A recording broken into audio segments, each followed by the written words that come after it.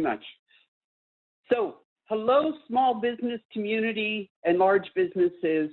I really miss seeing you because this is not in my skill set, but I'm learning as I go.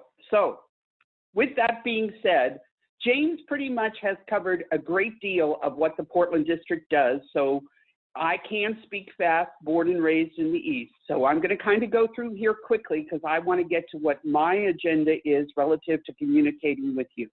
So Portland District, similar to, the next slide, please. Similar to Walla Walla District, does provide the same kind of contracting opportunities related to hydro dams. That is primarily what we do as a district. We are very closely tied to the Bonneville Power Administration. We do what's called the water to the wire. So we follow everything. James has the upper Columbia. We have the lower Columbia, the Willamette, and the Rogue River basins. So I'm all the way up to slide 109 as we go through here. And so this is the area. We, again, are also just a civil works district that covers, for the most part, Oregon, except for the Klamath Basin, which belongs to Sacramento District. And then we cover Southwest Washington up to just about where Tiffany resides up in the Olympia area. Next slide. This is a breakdown. I think it's important for contractors to understand that, you know, the highway infrastructure within Oregon can be challenging. We have the I-5 that is the most north-south route going up the West Coast, but it is also significantly through remote areas that cover a lot of where our project offices are. So when you're looking at working for the Portland District, please take the time to be aware of the geographical considerations, and a lot of them will also have involved response time. Included in that are mountains.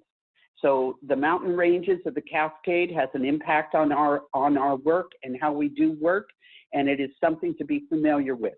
Along with it, we also have the beautiful coastline, which means we do small harbors and ports, and recently we've been doing jetty, and we will continue to do jetty work.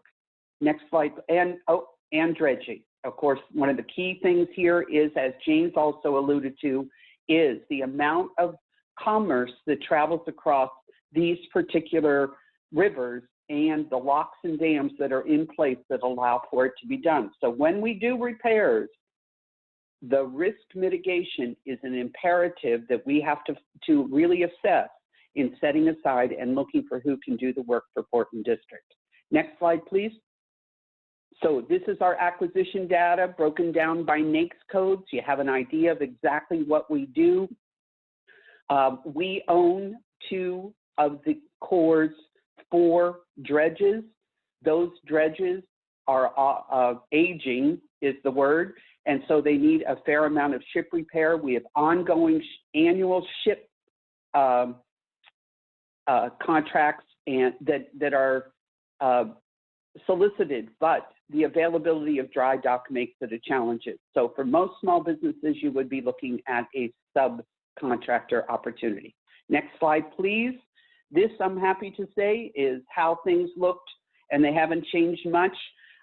We have 180 million there. We went up 10 million since the 30th, so we're at about 190. Still came in about the same ranges for everything. So it's important, and my one ailing area is women-owned small businesses, and whenever I am able to set aside for women-owned small businesses, you will see that is the socioeconomic category that is most targeted for Portland District. Next slide, please. Okay, we go through the engineering expertise. The one thing I did want to mention is there are centers of expertise across the country. Portland houses the Hydroelectric Design Center. It is a worldwide center of expertise. So Portland supports it, but they also use frequently other districts for getting their contracting opportunities awarded. So they keep their own listing, and that will be provided on our website when we get it at the end of this week. And along those lines, the upcoming opportunities for Portland District was just updated on my webpage yesterday, so it is current as of yesterday. Next slide. Flood risk management. Of course, we have a lot of waterways. Water management, we have to maintain the levels and make sure how to do what we do at there. Recently, we did some software solicitations for managing our water management. Next is the navigation. I've covered that pretty well. James covered it. Hydropower, again, BPA, if you don't know, is a revenue producing agency, so it's critical. They have shareholders, and they also fund a lot of our O&M projects. So it's important that we keep our dams in working order so that we produce that electricity that, again, also makes sure that we get the money back to invest in our infrastructure. Next one. Environmental stewardship, again, like Walla Walla, similar with fish hatcheries. We do a lot of bank stabilization. We're working on other aspects that we hope to have funded but have not yet been approved. They're in the work plan, but we will be looking at those. Next slide. Emergency management. So this is a key one. This is a timely one currently for us. We talked about, Daniel in Omaha talked about the RDI contract. So of course, you know, unfortunately, we suffered for the first time, I've been here since '79, the wildfire impact that was just devastating to much of the state of Oregon. We will be doing potentially 2 contracts for that. It would be the debris removal and potentially the housing. I will repeat, we have not yet been tasked by FEMA to do that because it has to be issued through FEMA, but we do have emergency management opportunities. But alongside that, please be aware the Stafford Act applies, which means that preference will be given to the maximum extent to local firms, whether they're large or small, to be able to perform that work for us under the wildfire mitigation. Next slide, please. Tribal trusts. We have a significant number of tribes that are located in this region. We have 5 treaty tribes who are sovereign, who are our power, we do government to government interaction with, and they provide a great deal of information and resources to keep our land and keep their land sacred. So that is a very significant piece of what the Portland District does. They're one of our greatest stakeholders. Next slide, please. Recreation, again, of course, is an important aspect of what we do. We live in a beautiful part of the country.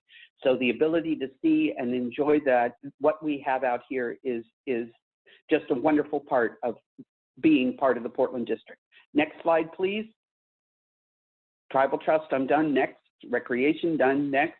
International agent services. These are a lot of things. One of the key things here, I think my next slide also covers it, and it is not till FY23, but we will be shortly putting out a source of thought relative to the Department of Veteran Affairs medical centers. I want to make sure you heard that. A source of thought is coming out, and that is one of the key things I want to talk about here with small businesses is we know what a challenge Beta Sam has become. And as a result of Beta Sam not getting responses, we are missing key opportunities. We're kind of flying blind in here with COVID in really knowing the exact status of all of you firms out there. So unless you tell us, we don't really know what to rely on and what not to rely on. With that being said, my contact information is there. My job is to talk to you. Call me. I answer my phone. Send me capabilities briefings. I will get them to the correct person if they're applicable. If they're not applicable, I will acknowledge them to let you know we don't purchase this. One of the key things, we do not purchase staff augmentation. Staff augmentation is something that our HR group says is not authorized. We use internal house resources to do a lot of that. So project management. However, I understand Sacramento District does hold some type of MATOC for construction management services. I think it depends on the region, but Portland District, we do not. Next slide, please. That's the medical centers I talked about. Again, we are just in the initial phases of acquisition planning. We will use core acquisition procedures, meaning it will not be a vet first acquisition. However, in order to mitigate that and it being a best value procurement under FAR Part 15, it is our intent to have significant small business participation requirements for service-disabled veteran-owned business and veteran-owned business. Again, we want you to respond to the sources sought so that we know and respond to it is either in a prime capacity or in a subcontractor capacity, because again, that gives us the purview over what the current status is in the small business community. Next slide, please. Okay, sources sought, that's one of the key things I always hit on. Please remember to look at what is asked for in the sources sought. That exact evaluation criteria is how we say yay or no, nay in terms of being qualified. I'm hoping you have a little bit more time now to really read through them, to have thoughtful responses to them. A lot of times you can cut and paste, but make sure you're doing it correctly to make sure that you are updated and know. And with it, under the all smalls, you can use the experience and background of your principals as well as the company's experience. So those are the kind of questions. If you don't understand it, please feel free to call and ask so that we are getting you the maximum exposure because you understand what it is we're looking for and how we're going to fit you into the ability to do a set aside. Next slide, please. Okay, these are an overview of just some of the rule changes. They're not necessarily new, but they're things to be aware of. 250,000 is the new stat. Women-owned small business is the most recent one since July. As of October 15th, you got to have that certification before we can issue you a contract. Next, so review those. Next question. Next slide, I mean. Okay, how to reach us. This is an important piece. My name is up there in the upper right-hand corner. It is my job to work, counsel, assist, do what I can to help you as a small business. And for large businesses, to help them locate small business resources for subcontracting opportunities. I have the upcoming opportunities, as I said, updated, posted on my website.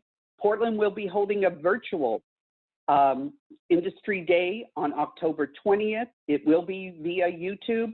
It is something I would encourage you to try to tune into. We have a brand new commander. He's trying to learn things in a virtual world. We have the programs and project management chief going to be doing a presentation on pretty similar to this. So with that, again, thank you for being here. Thanks for everything you do all day, but do communicate to us what you're doing so that we can know how to best represent you in our acquisition. Thank you.